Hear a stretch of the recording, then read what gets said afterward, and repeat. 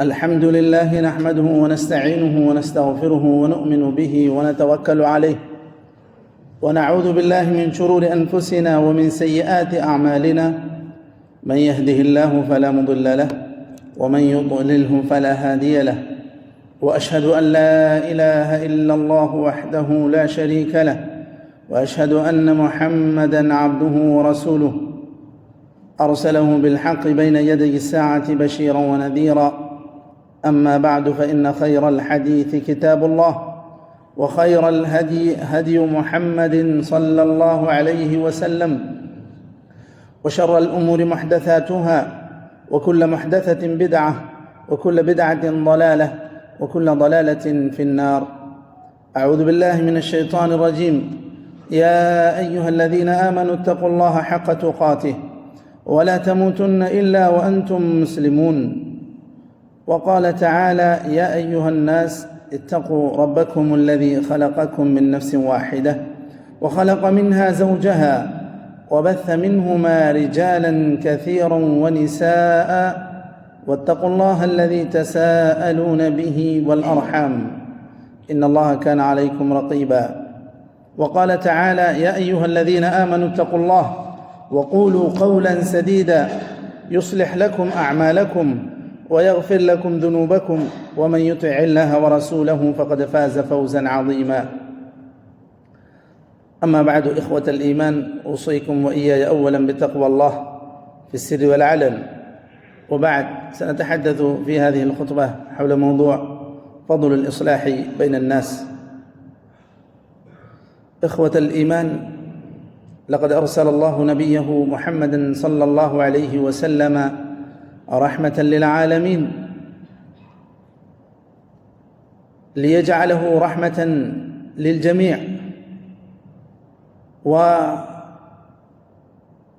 ويجعل بين المسلمين أحوال ألفة ومحبة، ويزيل من قلوبهم كل أسباب الشحناء والبغضاء.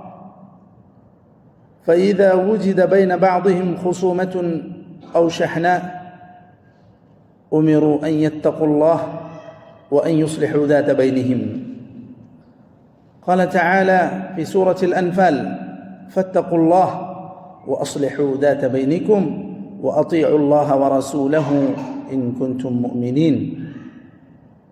وعلى المسلمين أن يسعوا إلى الإصلاح ما استطاعوا إلى ذلك سبيلا. قال تعالى: إنما المؤمنون إخوة فأصلحوا بين أخويكم واتقوا الله لعلكم ترحمون. وإن الخصومة بين المسلمين تمنع نزول المغفرة. فعن أبي هريرة رضي الله عنه قال: قال رسول الله صلى الله عليه وسلم: تفتح أبواب الجنة يوم الاثنين والخميس فيغفر لكل عبد لا يشرك بالله شيئا إلا رجلا كانت بينه وبين أخيه شحناء، فيقال: أنظروا هذين حتى يصطلحا، أنظروا هذين حتى يصطلحا. رواه مسلم في صحيحه. إخوة الإيمان، ولأهمية الإصلاح بين الناس جعل الشرع فيه أجرا كبيرا، حتى فضل على العبادات الخاصة. فعن أبي ذر رضي الله عنه قال: قال رسول الله صلى الله عليه وسلم: ألا أخبركم بأفضل من درجة الصيام والصلاة والصدقة؟ قالوا: بلى يا رسول الله. قال: الإصلاح بين الناس، وفساد ذات البين هي الحالقة، أي تحلق الدين. فالمصلح بين الناس له أجر يفوق أجر درجة الصيام والقيام النافلة. ولأهمية الإصلاح بين الناس أذن الشرع بالكذب للإصلاح بينهم، فعن أم كلثوم بنت عقبة رضي الله عنها أنها سمعت رسول الله صلى الله عليه وسلم يقول: ليس الكذاب الذي يصلح بين الناس فينمي خيرا أو يقول خيرا. فيجوز للمصلح بين الناس أن ينفي عن بعضهم الأقوال السيئة وينسب إلى بعضهم الأقوال الحسنة حتى يحصل التقارب. إخوة الإيمان، وأطيب عيش في هذه الحياة حينما يشعر المسلم مراقبة الله سبحانه، فأصلح ما بينك وبين الله يصلح الله ما بينك وبين الناس. وإذا حصل بينك وبين أخيك شيء وجاء أخوك معتذرا فاقبل معذرته ببشر وطلاقة، بل حاول أن تتقدم في هذا. يقول أمير المؤمنين عمر رضي الله عنه: أعقل الناس أعذرهم لهم.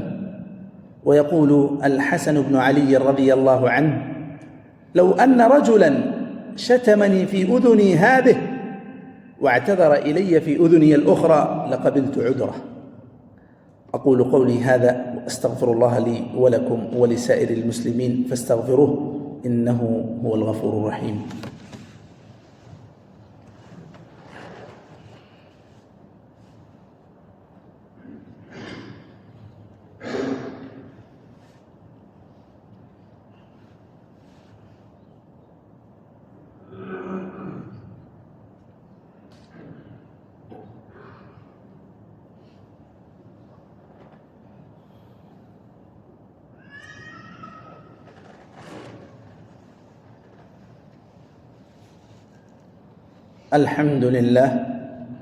الحمد لله على إحسانه، والشكر له على توفيقه وامتنانه، والصلاة والسلام على رسوله الأمين وعلى آله وصحبه أجمعين.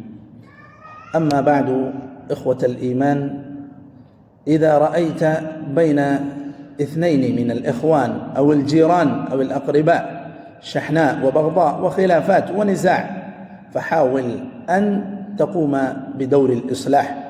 ولنا في رسول الله صلى الله عليه وسلم أسوة حسنة، فبلغ النبي صلى الله عليه وسلم أن ناسا من بني عمرو بن عوف حصل بينهم شيء فذهب إليهم يصلح بينهم حتى أوشك أن تفوته صلاة الجماعة. وفي رواية بلغ النبي صلى الله عليه وسلم أن أهل قباء اقتتلوا حتى تراموا بالحجارة، فقال لأصحابه: اذهبوا بنا نصلح بينهم. رواه البخاري في صحيحه. نسأل الله تعالى أن يجعلنا من الذين يستمعون القول فيتبعون أحسنه. اللهم أعز الإسلام والمسلمين، وأذل الشرك والمشركين، ودمر أعداء الدين، واجعل هذا البلد آمنا مطمئنا وسائر بلاد المسلمين. اللهم من أراد الإسلام والمسلمين بسوء فأشغله بنفسه، واجعل كيده في نحره يا قوي يا عزيز. اللهم انصر المجاهدين في سبيلك في كل مكان. اللهم انصر إخواننا المستضعفين في فلسطين. اللهم كن لهم ناصرا ومعينا يا ذا الجلال والإكرام. اللهم داوي جرحاهم، اللهم فك أسراهم.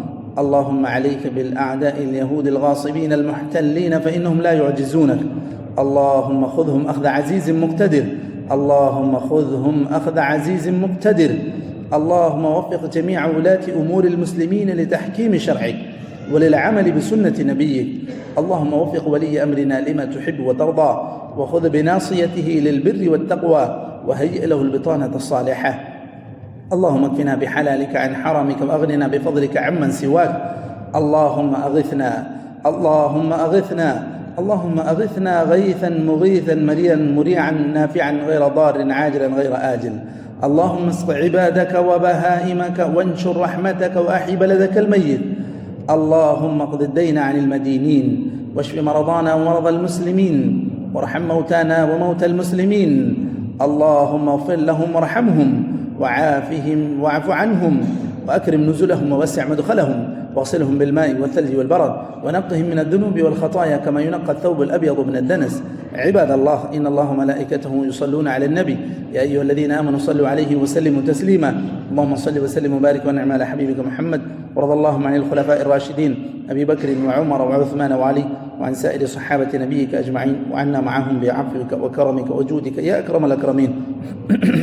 عباد الله، إن الله يأمر بالعدل والإحسان وإيتاء ذي القربى وينهى عن الفحشاء والمنكر والبغي يعظكم لعلكم تذكرون. اذكروا الله يذكركم وادعوه يستجب لكم ولذكر الله أكبر والله يعلم ما تصنعون. وأقيموا الصلاة.